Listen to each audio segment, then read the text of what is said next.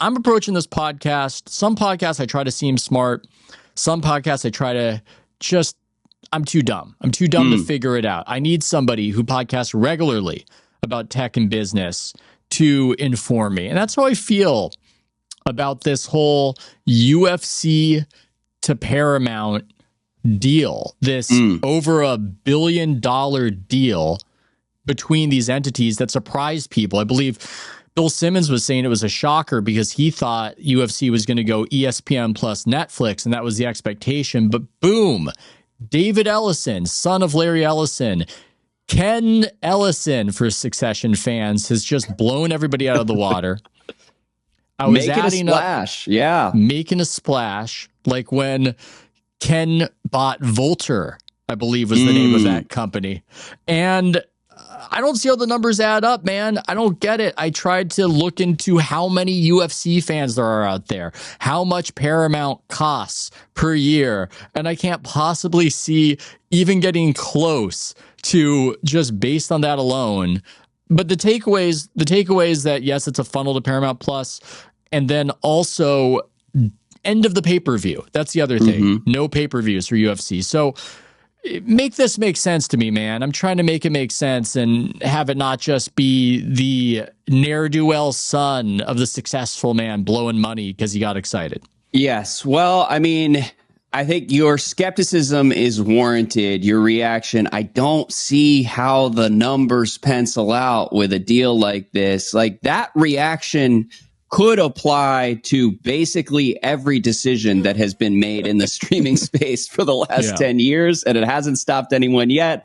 And David Ellison does seem intent to revive Paramount Plus and try to keep it alive. I mean, Paramount was in a pretty dire place as recently as a year ago, and I have a soft spot for Paramount Plus because that's the home of one of the greatest auteurs of our time, Taylor Sheridan, an absolute maniac, just churning out show after show. A lot of B-plus television shows that I love. Well, you got 1923, Lioness, Landman. I will say maybe B-plus, but Sheridan can pick a setting, and that is key. To not set a show repeatedly in LA or New York and find these places, the Texas hills, wherever Wind River was up there. That was cool. Yeah, absolutely. And, you know, I'm not going to claim that he's doing amazing work, but I watch and enjoy most of those shows. They're all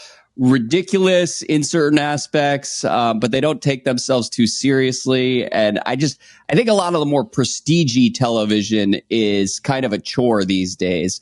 But I like Taylor Sheridan. So I'm rooting for Paramount Plus on that basis. I think a couple years ago, they were losing like hundreds of millions of dollars per quarter, and they've trimmed some of those losses. And as far as the UFC deal, I don't know. I didn't think it was as crazy as some people did. It's $1 billion a year for the next 7 years. That's obviously a ton of money to be spending on a sport that's very popular, but not like a mainstream attraction necessarily. But for streaming platforms, the UFC is the type of event that event-driven content that would make more sense for a streaming platform than, say, ESPN as just another of several sports that it's paying for every year. Because with the UFC, you're getting a dedicated audience, and you're also getting year-round events, and so you're incentivizing people to sign up and stay signed up, as opposed to, say, like subscribing to Peacock for a month to watch an NFL playoff game and then immediately churning out. I think the theory on Paramount's side is that the people who sign up to watch UFC are going to remain part of your customer base for the entire year to continue watching each big UFC event. And you're also dealing with a base of customers that's used to paying a premium to watch UFC events on pay-per-view. And so maybe paying $16 a month isn't as much of an imposition for those people as it might be to like an NBA fan or an NFL fan who are just used to flipping around on cable and watching whatever they want. So I I understand the thinking. It's still a big number for a streaming platform that has been a money loser for years now. I would agree. 7.7 billion over 7 years, starting in 2026, just to give some details to all of you. Exclusive distribution of all UFC events in the US on Paramount Plus, including the full slate of 13 marquee number events and 30 fight nights annually. And yeah, I guess those are a lot of events. Do you feel as though, you see, what was interesting to me is when they were talking about this and when David Ellison was talking about this, the idea was that the pay-per-view was almost this anachronism that was this impediment. And is it weird that I've got a little romance in my heart for the pay-per-view, for the big event that you spend on and the neighbors come over? And do you see that fading out?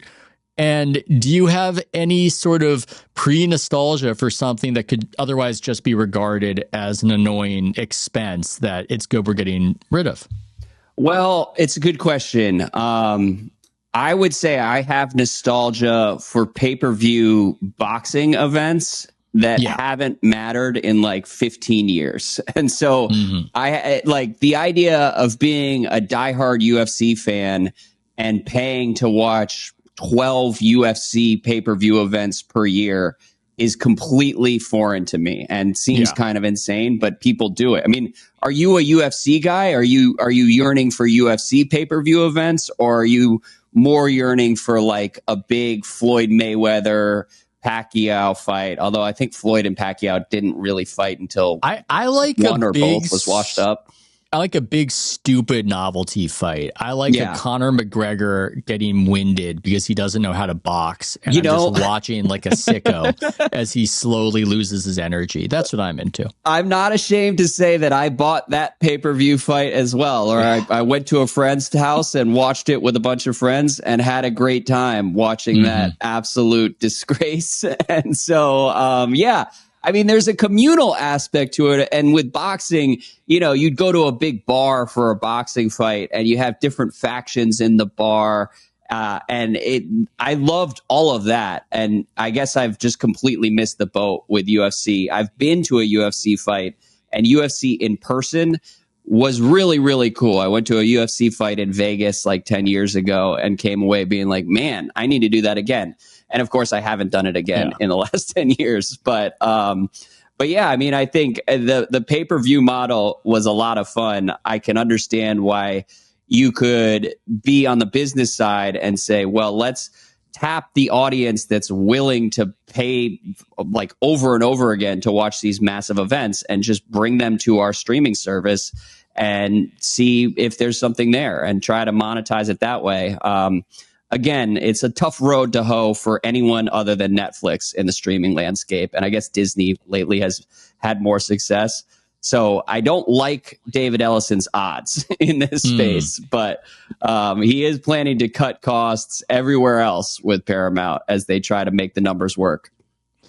Well, this brings us to the big question of our podcast. This idea of, is this the worst of sports fan times or the best of sports fan times? A friend of ours was touting that this is great, that for all the complaining regarding all these subscriptions, when you really tally it up, you're spending less on sports than you were in the past, and you've got more choice. I, as a non-UFC fan, can just spit on this pitch and go, oh, I don't want that. I'll spend my money somewhere else. And it was a counterintuitive take. And the argument was that this is almost like when Uber was subsidizing all of our rides because they were trying to get market dominance, and we, the customer, are actually getting a good deal.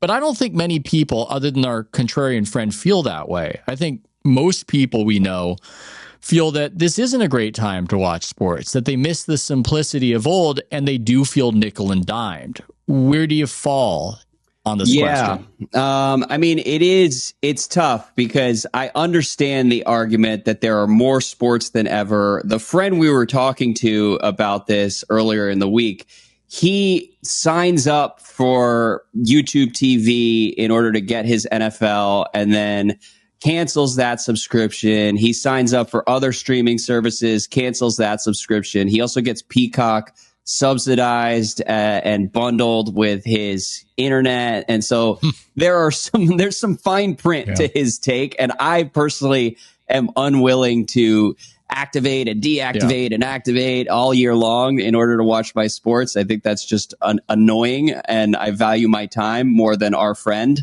Well, I'll say this too. Our friend is a brilliant, successful guy. And for those of us who wouldn't classify ourselves as such, there's an aspect of, I'm not going to pay attention enough. I'm not going to find the loophole. I'm going to forget. And I'm going to be paying some channel for 3 years that I totally forgot about.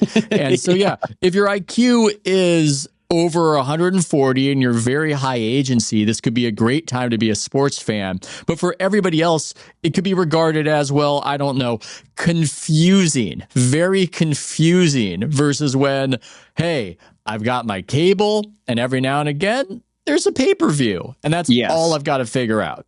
Yeah, I'm not willing to see the IQ battle to our mutual friend here, who's now a character on the podcast. I am definitely lazier than he is, and I don't want the mental burden of having to sign up, figure out how to cancel, like all that, whatever. I'll pay the extra $9 a month, whatever it may be. But in general, do me a favor, Andrew, because I cannot read in the reverse teleprompter what Chiron has Mays hit us with, because I don't want to be distracted trying to read it all. Our mutual friend is the Chiron there. Okay, there you go. So shout out to him, our mutual anonymous friend. His secret that he likes the current sports landscape is so shameful that we are not revealing his name. It's that it's great. Unpopular take.